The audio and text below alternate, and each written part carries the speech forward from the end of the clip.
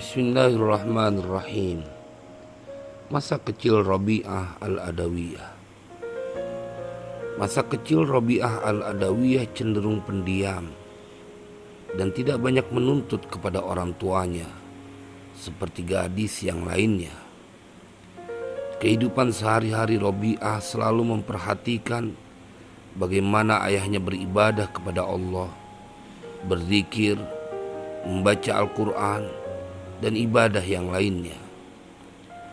Rabi'ah teladani atau mencontohkan dari semua yang dilakukan oleh ayahnya. Memiliki akhlak mulia, tidak jarang juga Rabi'ah membangkit rasa kagum ayah. Ia tidak pernah mencaci atau menyakiti perasaan orang lain, terlebih perasaan kedua orang tuanya sendiri. Suatu ketika Rabi'ah kecil berdiri di samping ayahnya yang hendak makan di meja makan. Kemudian Rabi'ah terdiam, seolah-olah meminta penjelasan dari ayahnya tentang makanan yang telah disajikan di hadapannya. Rabi'ah berkata, "Ayah, aku tidak ingin ayah menyediakan makanan yang tidak halal." Dan dengan wajah penuh heran, sang ayah menatap wajah Rabi'ah dan bertanya,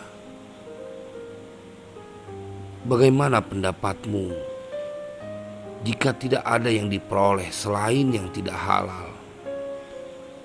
Rabi'ah menjawab, "Ayah, biar saja kita menahan lapar di dunia daripada kita harus menahan pedihnya api neraka." Jawaban Rabi'ah menyangkut halal dan haram, sabar dan siksa neraka, menunjukkan bahwa dia telah memilih jalan yang terang. Ketakwaan telah tampak pada dirinya. Perkara tersebut membuktikan bahwa Rabi'ah sejak kecil sudah menunjukkan kematangan pemikiran dan memiliki akhlak yang baik. Sejak kecil Rabi'ah sudah dikenal sebagai anak yang cerdas dan taat beragama. Rabi'ah menyelesaikan hafalan Al-Quran pada umur 10 tahun. Kecepatan dalam menghafal Al-Quran dapat dimaklumi karena ia suka menghafal sejak kecil. Rabi'ah tumbuh di kalangan keluarga soleh dan juhud. Ayahnya Ismail menghendaki Rabi'ah untuk menjadi anak yang solehah dan terhindar dari sifat-sifat tercela yang dapat menjadi penghalang bagi pertumbuhan jiwanya. Maka ia dibawa ke musola pinggiran kota Basrah. Di tempat itulah Rabi'ah sering bermunajat dan berdialog dengan Tuhannya. Beberapa tahun kemudian ayahnya Ismail meninggal dunia. Kemudian diasuh oleh ibunya yang tidak lama setelah itu juga meninggal dunia. Sehingga Rabi'ah dan ketiga saudara perempuannya menjadi anak yatim piatu. Ayahnya Ismail dan ibunya hanya meninggalkan harta berupa sebuah perahu. Perahu tersebut kemudian digunakan Rabi'ah untuk mencari nafkah. Rabi'ah bekerja sebagai penarik perahu yang menyeberangkan orang dari tepi sungai Dajlah ke tepi sungai yang lainnya. Sementara ketiga saudara perempuannya bekerja di rumah menenun kain atau memintal benang. Semenjak itulah Rabi'ah selalu merasakan kesedihan yang amat sangat mendalam dan hanya bisa terobati ketika Rabi'ah beribadah dan bermunajat kepada Allah Subhanahu wa Ta'ala.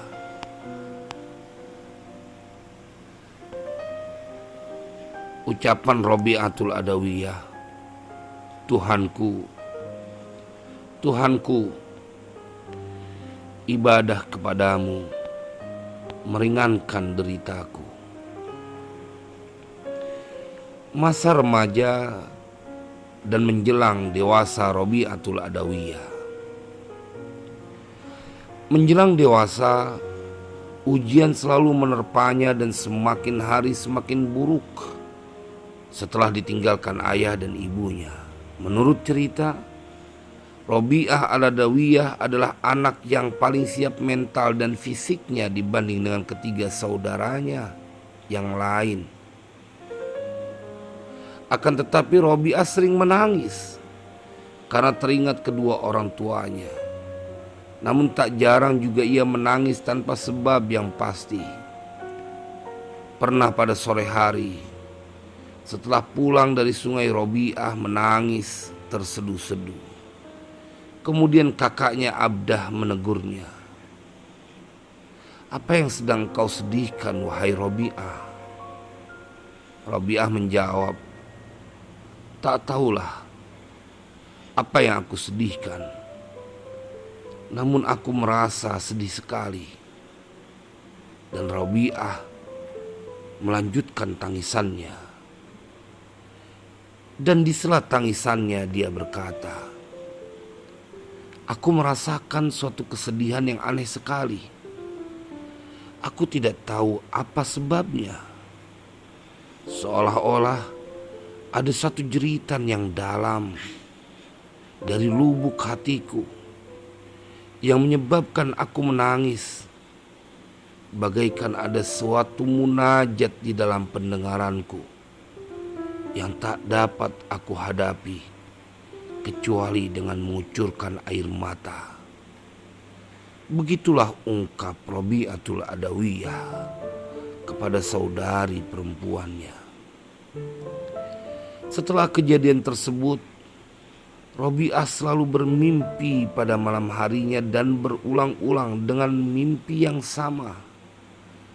Dalam mimpi itu Robiah melihat cahaya yang sangat terang yang akhirnya menyatu dalam jiwa dan tubuhnya. Selama beberapa malam mimpi itu hadir dalam tidurnya. Maka pada saat siang hari, Robiah berada sendirian di atas perahunya. Nyatalah mimpi itu. Robiah menatap cakrawala. Tiba-tiba ia mendengar suara yang sangat merdu. Suara tersebut lebih indah dari senandung serunai yang merdu di kegelapan malam. Alangkah bahagianya karena Tuhan mendengarnya. Suara yang merdu membangkitkan keharuan dan air mata ikut bercucuran. Kemudian Robiah sujud. Pipinya menyentuh tanah bergelimang debu, sedang hatinya penuh cinta ilahi. Robiah berkata, "Tuhanku, Tuhanku, ibadah kepadamu meringankan deritaku." Robiah pun langsung beranjak pulang dan ingin segera tidur. Akan tetapi setelah sampai di rumah ada kejadian mengejutkan. Tempat tidur Robiah diselimuti oleh cahaya yang menyenandungkan kalimat yang pernah didengarnya dan memanggil Robiah. "Hai Robiah, belum datangkah saatnya engkau kembali kepada Tuhanmu? Ia telah memilihmu dan menghadaplah kepadanya." Peristiwa-peristiwa tersebut menghantarkan kehusyuan Robiah kepada kehidupan yang penuh dengan ibadah kepada Allah. Selama hidup Robiah Adawiyah tidak pernah belajar di bawah bimbingan syekh atau pembimbing spiritual manapun.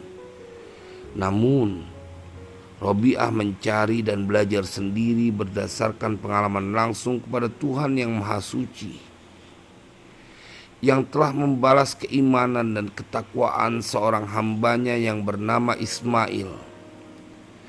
Ayahnya seorang yang miskin harta tapi kaya akan rasa cinta dan selalu bersyukur kepada Tuhannya. Ayahnya tidak bisa memberikan anak perempuannya pendidikan yang layak karena keterbatasan ekonomi. Tapi hal tersebut tidak membuat Robiah pasrah. Justru semua pengetahuan yang Robiah miliki adalah bentuk tauladan yang dicontohkan oleh sang ayah. Kemudian Robiah amalkan Dan Robiah tanamkan segala hal-hal baik dalam diri Robiah, sehingga ia memiliki hati yang suci dan bersih berkat sang ayah. Dan seiring berjalannya waktu, kota Basrah yang tadinya merupakan pusat kota dan sangat maju, akhirnya mengalami kemunduran dikarenakan banyak perbedaan pendapat di kalangan aliran-aliran yang berkembang.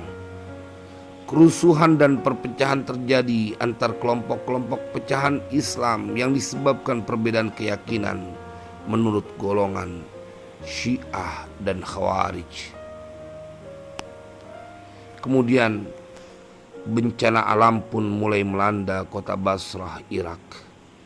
Kemarau panjang terjadi dan membuat kering kota Basrah.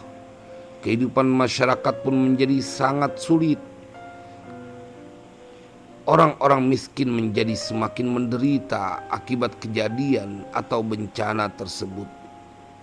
Ketika kota Basrah dilanda berbagai bencana alam dan kekeringan akibat kemarau panjang, kehidupan Robiah pun semakin menderita. Robiah tinggal bersama ketiga saudaranya.